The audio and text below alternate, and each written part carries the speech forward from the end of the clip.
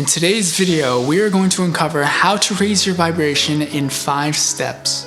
Hello and welcome back to another episode inside our dream, the place to discover purpose, peace, and prosperity. So before we jump into today's video, I just want to add a little bit of context before we start. What is your vibration and why would you want to raise it in the first place? Your vibration or vibe is not just your current emotional state of being. It's the frequency that your bodies are resonating at. And I say bodies because I'm referring to all of your bodies. Your physical, your mental, emotional, etheric, astral, celestial, and etheric bodies. As you raise your vibration and activate these higher level bodies within yourself, you will become more aligned and whole, centered, insightful, energized, peaceful, and will literally be vibrating at a higher frequency on the quantum level. So before I get lost in the rabbit hole, let's get started with step 1. Stop chasing fear-based goals. If you are serious about raising your vibration, then you have to stop chasing your goals that are rooted in fear. So take a deep, long look at why you're going in the direction you are going. Why did you create those goals? Are you going there because you want to or believe you have to avoid pain? Are you trying to be or please someone other than yourself? If the direction of your life is guided by the roots of fear, then you will attract a life full of it. If your life is created by the roots of love, you will create a life full of it. When you let love shape the direction of your life, you will instantly start raising your vibration, and not only yourself, but everyone who walks in your path. That's why this is my first recommended step to raising your vibration. But of course, there are other factors that pulls down on the best of us as well.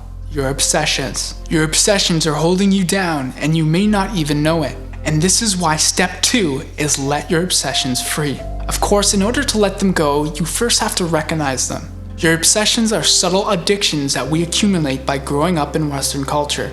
Some of these, like the accepted addictions like sugar, caffeine, money, social media, and video games, or the more subtle addictions like the story of your past, the anxiety of the future, and attachments to one another and our possessions. Like a rubber band, the more you try to get away, the harder it snaps you back. To let your obsessions go, you must be able to set it free. By taking back your power, you release to it in the first place. So stop trying to get away and begin to love what you can't resist. Let go of the idea that you need your obsession to be happy. Stop trying to escape yourself with your obsession. You are perfect the way you are. Begin to recognize your own love by opening up to the heart and seeing that it is all you truly need. Then you will stand beside your obsession as the new ruler. When you stand in the presence of your love, there is no challenge you cannot conquer. As you see, each one of those steps are massive topics. If you feel it was not enough, let me know in the comments below and I'll make a larger video on the topics you suggest. And of course, don't forget to subscribe and hit that notification bell so you don't miss a thing when it comes out. So the next step is something we all do, either quietly to ourselves or quite aggressively to each other. Either way, the more you can reduce your judgments, the faster you can start to raise your vibration. Judgment is one of the primary roots of duality, separation, and pain. All judgments hurt yourself. When you judge, you assign a value better or worse than the other values. Through your perception, you begin to fragment yourself from the perfection of its entirety. In reality, no side of the scale is better or worse than another. No color in the rainbow shines brighter or has more merit. More is not better than less, and dark is not worse than light. They are all one and the same thing, expressed differently from the perspective of the dualistic mind. At the time of a full moon, it is only full to the side you see. However, from the eyes of space, there is always one side full and one side new.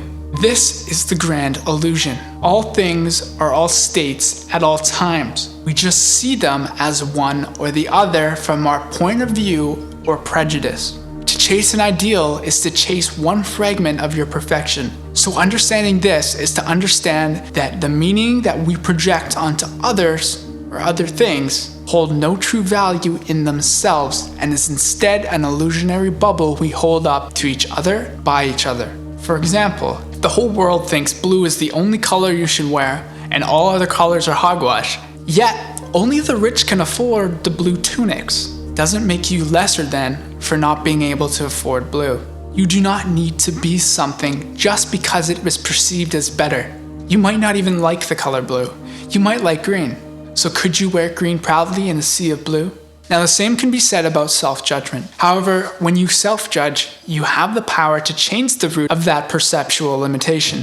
When you say you were not good enough, you compare your past actions to another benchmark. Instead, realize you are only charging the polarity of good enough to be that which meets your requirement. In reality, there is no requirement that needs to be met for you to meet your self-worth. You don't need to be blue if you are currently red. It is just another color. By practicing and diluting your judgments, your vibration will naturally start to rise to meet a self that is much freer and whole. Which brings us to number 4.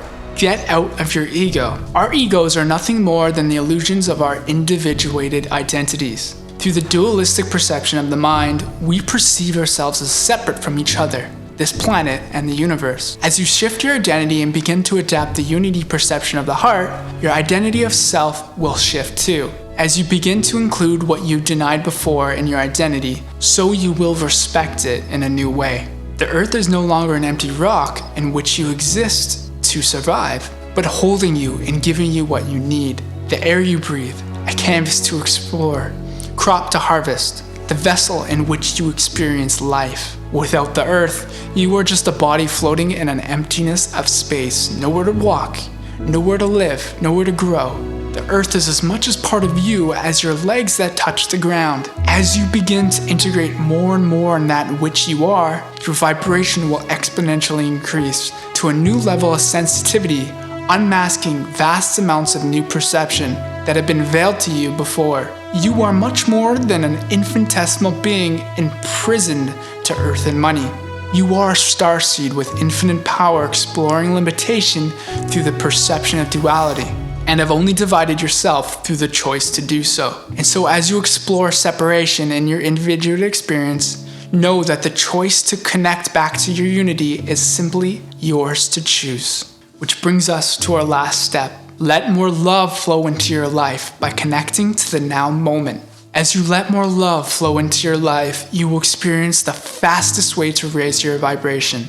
By letting love into areas of your life that you have neglected, you will heal your traumas, your doubts, and your fears. Through allowing more space into your life and the suppression of stress, you will allow the opening of your intuition to pierce into the conscious mind. Let yourself become more present. To become more present, all you need to do is get out of the way of your thoughts and let them be. Stop the attack and become more aware of the fear pulling you towards those thoughts. As you practice letting go of the power you give your thoughts, you will be able to overwrite them with empowering beliefs that support your new identity, free of fear. Let this space aid you in opening your heart to allow more gratitude and love to seep into your subconscious mind and ultimately your entire life and being. As you let yourself connect with the now moment, the more you will naturally engage and strengthen it in your everyday presence. You'll start to see life with less resistance, fear, and doubt. As you open up to more love and the frequency of love through the now moment, you will grace your life with the power of all creation. This practice will raise the frequency of all of your bodies, not only affecting yourself, but those around you, in the most harmonistic way possible. Let love dominate your thoughts instead of fear. It has had its days, King. Take your power back and welcome peace into your life. Consciously discern the impact of your fear-based subconscious thoughts and replace them with the healing sovereignty of love. Breathe it, accept it, and radiate it. Thank you for all that have made it this far. I hope from the bottom of my heart that this serves you well. Remember, take what resonates and leave the rest. If you would like me to expand this video on any of the subjects I've mentioned or suggest a new topic for future videos, let me know in the comments below. If you have resonated with this content, make sure to consider supporting the creation of these future videos by signing up for my next live workshop or course. The link's in the description below. Your support allows me the time and the freedom to create all of this free content you see on this channel. In my next video, we find out if meditation really works. So click that notification bell so you don't miss a thing when it's released. This has been Polly's Son, Inside Our Dream. Much love.